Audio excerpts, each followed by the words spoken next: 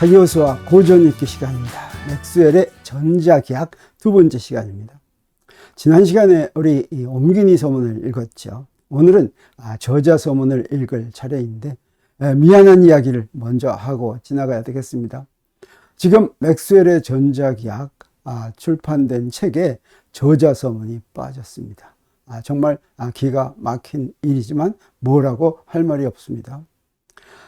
그래서 제가 이 저자서문 번역한 것을 제 네이버 블로그에 올려 놓았습니다. 그래서 내 차교수와 물리산책 네이버 블로그에 가면 내 서재 안에 책들이라는 항이 있는데 여기에 딱 가면 여기에 지금 맥스웰의 전자기학이 있죠. 이것을 클릭하면 저자서문에 번역된 내용이 여기에 나옵니다. 이제 2세로 가면 출판사에서 저자서문을 이제 올려주기로 약속을 했지만 그때까지는 미안하게 지금 여기서 저자서문을 볼 수가 있습니다. 그러면 저자서문의 내용을 소개하겠습니다. 먼저 전기현상과 자기현상을 영어로 뭐라고 그러냐면 전기현상이 electric phenomenon이죠. 이 electric이라는 말이 어디서 왔느냐? 이건 그리스어로 일렉트론이라는 말에서부터 왔는데 이건 무엇의 말이냐면 고대 그리스어로 호박이 바로 이렇게 문지르면 전기를 띠는 것으로 가장 먼저 발견된 그런 것입니다. 그래서 이렇게 생긴 호박의 그리스어인 일렉트론에서 유래했다라고 하는 것을 소개하고 있습니다. 자, 이런 전기현상, 물체와 물체를 마찰하면 전기현상, 서로 잡아다니는 그런 것이 나타난다고 하는 것은 이미 3000년 전 이상 고대 그리스와 고대 이집트에서부터 이미 알고 있었다고 하는 것이죠. 그리고 자기현상은 그보다 더 먼저 알고 있었습니다. 자기현상은 마그네틱 피노메너라고 하는데 이때 마그네틱도 역시 고대 그리스 단어로부터 유래했습니다. 이때 이 마그네스라고 하는 이것은 무엇이냐면 자철광을 그리스어로 얘기하는 것이고 자철광은 무엇입니까? 원래부터 자석을 성질을 갖고 있는 이 돌을 얘기하는 것이죠. 여기서부터 유래했다고 하는 것입니다. 이 전기현상과 자기현상이 비슷해 보이지만 18세기 중엽까지도 이 두 현상은 서로 독립된 현상이라고 생각했습니다. 다시 말하면 자석에 전기가 끌리지 않고 그 다음에 전기에 자석이 끌리지 않고 자석과 자석 사이에서만 힘작용하고 전기와 전기 사이에서만 힘작용하기 때문에 그렇게 생각한 것이죠. 근데 놀라운 일이 우연히 발견된 게 그게 우리가 지난 시간에 옴기니 서문에서도 잠깐 소개했지만 1820년 덴마크의 웰스테드의 우연한 발견입니다. 이것은 전기현상과 자기현상이 서로 연관된다는 발견이었고 그 뒤로 자기현상에 대한 이론이 이제 급속도로 발전하게 됐죠. 그래서 일렉트로마그네티즘이라고 하는 분야가 탄생하게 됐다. 다시 말하면 전자기라고 하는 분야가 탄생하게 됐다라고 하는 이야기가 되겠습니다. 그래서 이 책에서 맥스웰의 전자기학에서 맥스웰은 이런 것을 염두에 두고 이제 그 목표를 세웠습니다. 첫 번째는 뭐냐면 전자기 현상에서 가장 중요한 점이 무엇인가 이것을 찾으려고 했다고 하는 것이죠. 그리고 그러면 그런 전자기 현상의 중요한 점이 무엇인가를 알기 위해서는 어떤 것이 필요하냐면 여기서 우리가 먼저 생각해야 될 것은 전자기 현상이 나타나기는 나타나는데 그 원인이 무엇인지는 당시에 도저히 알 수가 없었다고 하는 것입니다. 전자기 현상의 원인은 무엇 때문에 생긴 거냐면 바로 전하 때문인데 전하는 물질 속에 원자 속에 이제 숨겨져 있죠. 그 안에 양전하와 음전하의 양이 똑같기 때문에 바깥으로 그 영향이 안 나타나는 것입니다. 그런데 19세기는 어떻습니까? 물질 내부의 구조를 전혀 몰랐죠. 20세기 돼서야 비로소 물질의 구조, 원자가 무엇인지 이런 것들을 알게 된 것입니다. 그래서 전자기 현상, 나타난 현상을 가지고 전자기에 대한 이론은 찾아냈는데 그것이 무엇 때문인지는 알지 못하던 시대였다고 하는 거죠. 그래서 전자기 현상을 도대체 어떻게 측정할 수 있는가 하는 것에 주안점을 뒀다고 하는 것입니다. 그리고 이 측정된 양들을 수학적으로 어떻게 연결하는가 하는 것에 주안점을 뒀다고 하는 것이죠. 그래서 맥스웰은 이런 과정을 거쳤습니다. 전자기 현상을 설명하는 기존 이론을 전부 다 공부했습니다. 그리고 기존 이론을 관찰된 현상에 적용하는 방법을 탐구했습니다. 그리고 나서 기존 이론의 수학적 형태와 동력학적 형태 사이의 관계를 규명하려고 했던 것이죠. 왜 이런 일이 벌어졌습니까? 당시 이제 어떤 일이 벌어진 거냐면 17세기에 혜성같이 이제 뉴턴 역학이 나와가지고 자연을 설명하는데 뉴턴 역학과 같은 그런 해석적인 방법으로 멋있게 모든 걸 다 설명할 수 있다고 하는 걸 알게 된 게 그로부터 한 100년 후가 지금 이 당시입니다. 그래서 어떤 새로운 현상이 나타나면 그것을 뉴턴의 역학으로 설명하려고 시도했던 것입니다. 그래서 전자기 현상의 실체를 드러내는 동력학적 현상이 무엇인지 그 두 개를 연결시킨 것을 그런 것을 모색했다고 하는 것입니다. 그래서 이 맥스웰의 전자기학 서문에 나타나는 첫 번째 모티브는 뭐냐면 전자기 현상을 설명하는 롤 모델이 바로 뉴턴 역학이다 라고 하는 것입니다. 이것을 맥스웰의 언어 그대로 여기서 본다면 Some progress has been made in the reduction of electromagnetism to a dynamical science by showing that no electromagnetic phenomenon is contradictory to the supposition that it depends on purely dynamical action. 자, 이걸 해석하면 이렇게 됩니다. 순수한 동력학적 작용에 의존한다는 가정과 모순되는 전기현상은 없다는 것을 보이는 방법으로 전자기를 동력학적 과학으로 환원하는 데 상당한 진전이 이루어졌다. 여기서 환원한다, 여기서 reduction, reduce라고 하는 것을 쓴 것은 요것으로 바꿔놓는다라고 하는 것입니다. 전자기 현상을 몽졸히 역학적 현상으로 바꿔놓는다라고 하는 뜻이 되겠어요. 다시 말하면 전자기 현상을 역학적 현상으로 이해한다라고 하는 것입니다. 도대체 원인이 무엇인지 모르는 그런 아주 현상인데 아주 강력한 현상이죠. 전자기력은 그 당시 알고 있던 중력, 만율력에 비해서 굉장히 센 힘이었는데 그것을 이제 설명하는데 그 원인은 도저히 알 수가 없는데 그걸 설명하기 위해서 이것이 역학적 현상으로 전부 다 설명될 수 있다고 믿었던 것입니다. 이런 일들이 이제 19세기에 벌어졌기 때문에 사실 오늘날 전자기 현상을 설명하는 용어에 역학적인 용어들이 많이 들어 있습니다. 그게 이제 우리가 이 책을 읽으면 알게 되겠지만 바로 그런 용어들이 어떻게 나오게 됐는가 하는 것들을 이제 이해하게 된다고 하는 것입니다. 그러면 맥스웰이 이 책을 저술할 생각을 한 이유가 무엇이냐면 자, 그 이유를 서문에서 이렇게 밝히고 있습니다. 기존에도 전자기 현상을 쉽게 풀어 쓴 단행본들이 여러 가지가 나와 있었다고 하는 것이죠. 근데 그 단행본들은 강의실에서 시범 실습에 이용하기에는 부족했다. 다시 말하면 좀 전문적이지 못했다라고 하는 이야기가 되겠습니다. 또 그런가 하면 그래서 강의실에서 시범 실험 이용하기에는 부족했을 뿐 아니라 전자기 실험 연구자들한테도 적당한 것이 아니었고 너무 상식적인 것에 지나지 않았다고 하는 것이죠. 그러면 좀 수준이 높은 것도 역시 전자기 내용으로 발표된 많은 중요한 논문이 있는데 전자기 현상을 수학적으로 풀어서 설명한 논문들입니다.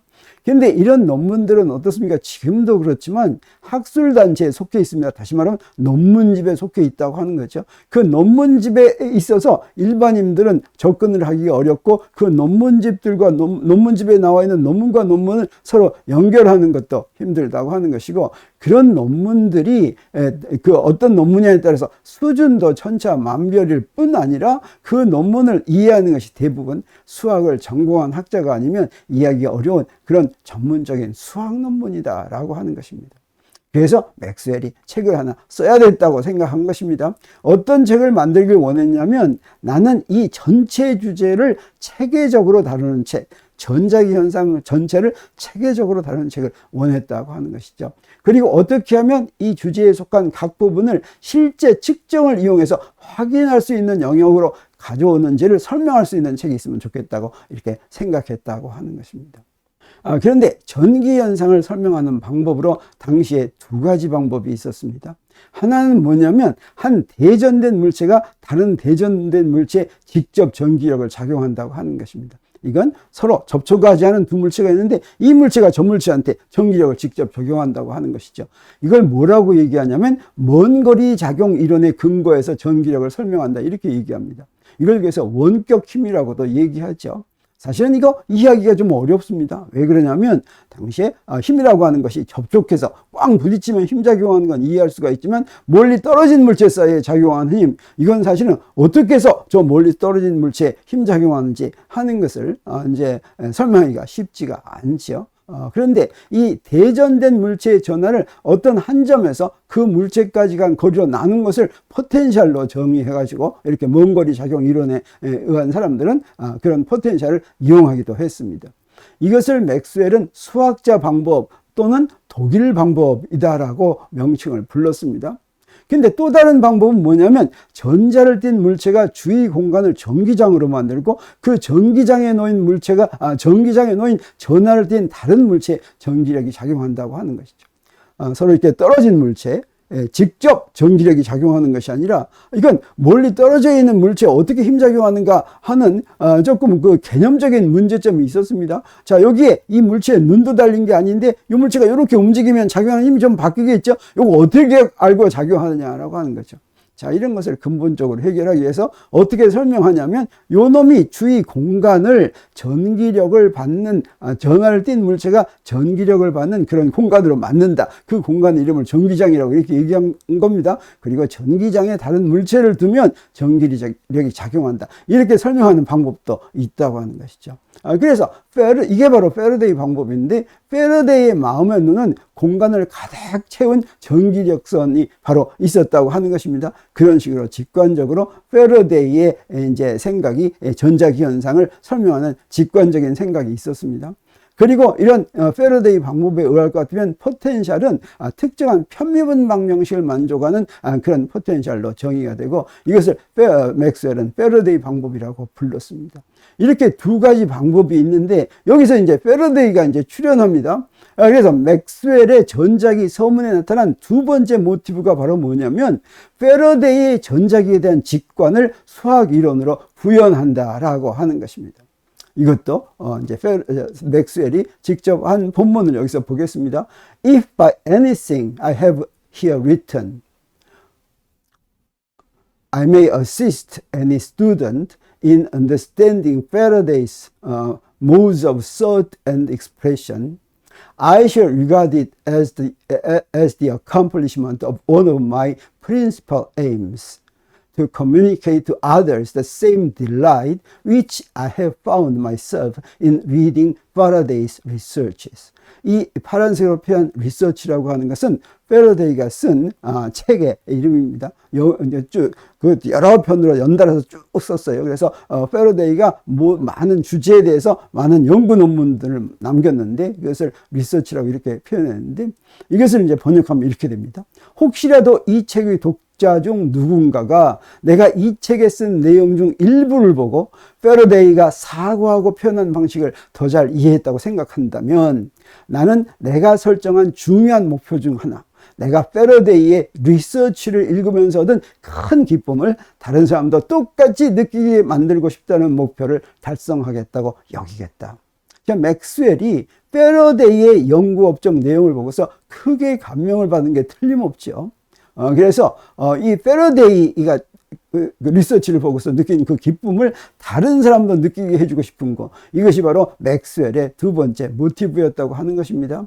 그래서 맥스웰의 이 책 전자기학은 어떤 내용을 담고 있냐면 패러데이가 생각한, 직관으로 생각한 전자기에 대한 설명을 수학 이론으로 바꾸어 놓았다고 하는 것입니다. 그러면 이 말은 무슨 얘기냐면, 자, 패러데이라고 하는 사람의 특징이 있습니다. 패러데이는 전자기 현상을 직관으로 이해한 사람인데 영국 사람입니다. 런던의 빈민가 출신입니다.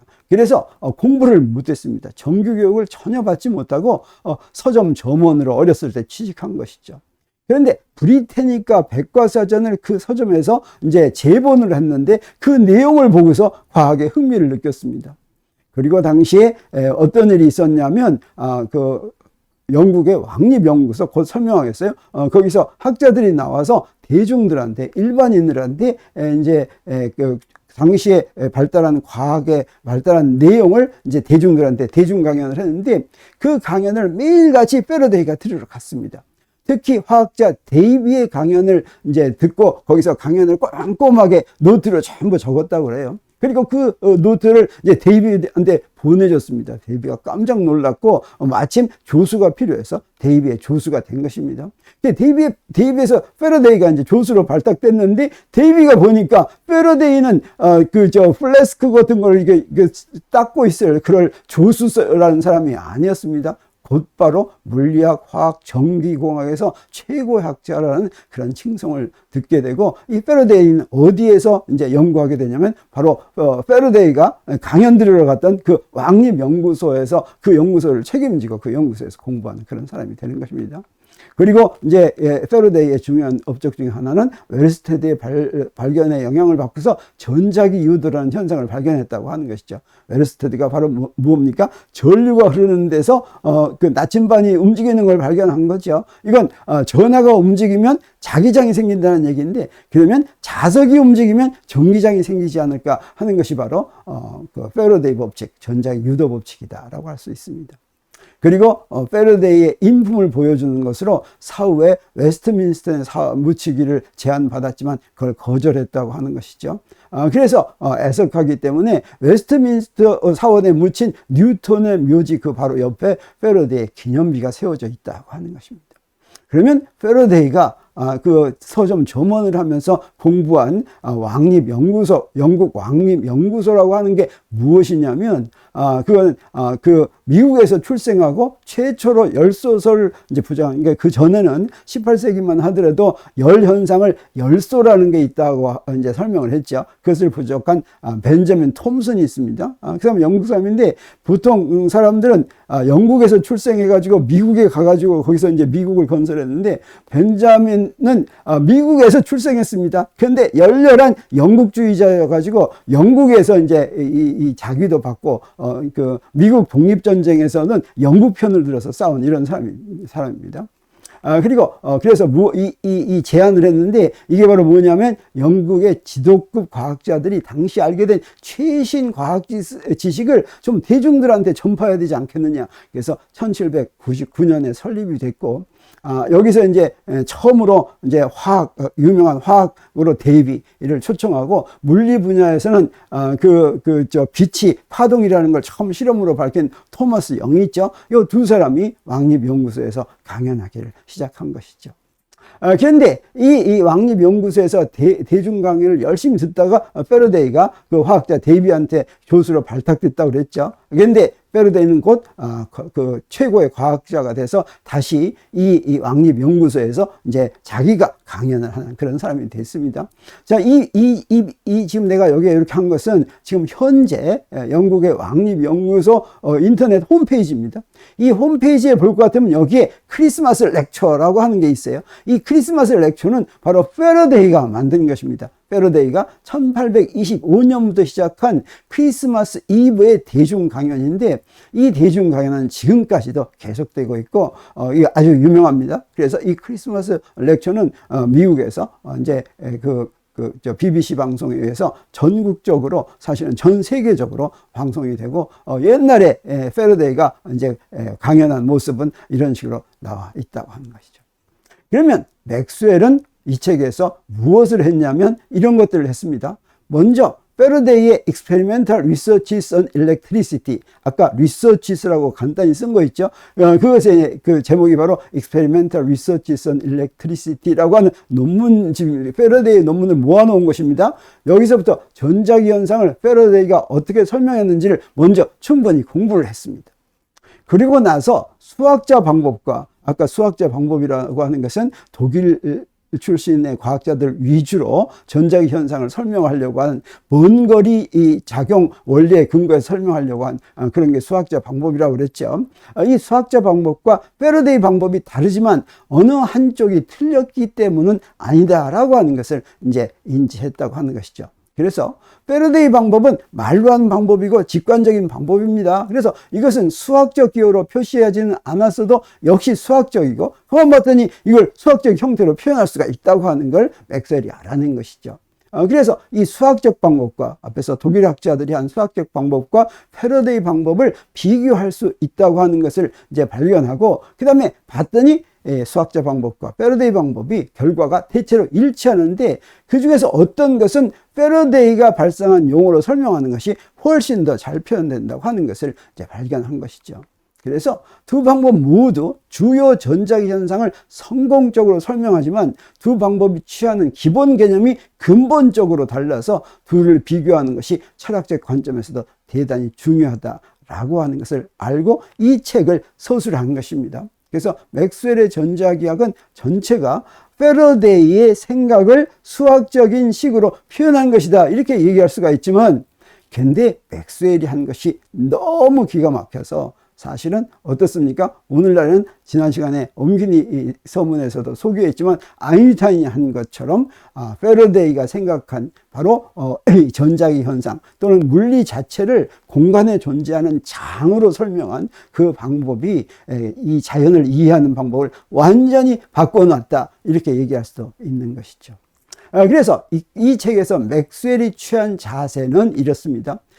맥스웰의 언어로 바로 얘기하면, 원문으로 보면 I have therefore taken the part of an advocate rather than that of a judge, and have rather exemplified one method than attempted to give an impartial description of both. I have no doubt that the method which I have called the German one will also find its supporters and will be expounded with a skill worthy of its ingenuity. 자, 이걸 이제 번역하면, 그래서 나는 판단자 역할보다는 옹호자 역할을 택하였고, 그래서 두 방법이 있는데 두 방법 중에서 어떤 것이 좋냐라고 공정하게 판단하기보다는 패러데이 방법을 옹호하는 역할을 택하였다, 이 말이죠. 두 방법을 공평하게 설명하려고 시도하기보다는 한 방법을 예증하는 데 힘썼다. 패러데이 방법을 여러 가지 예를 들어서 설명하는 데 힘썼다라고 하는 거죠.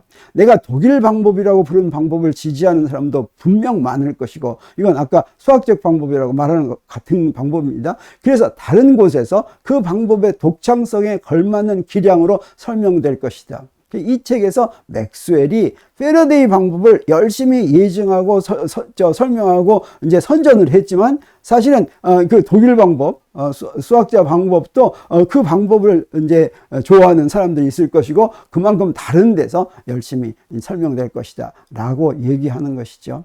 근데 알고 봤더니 어떻습니까?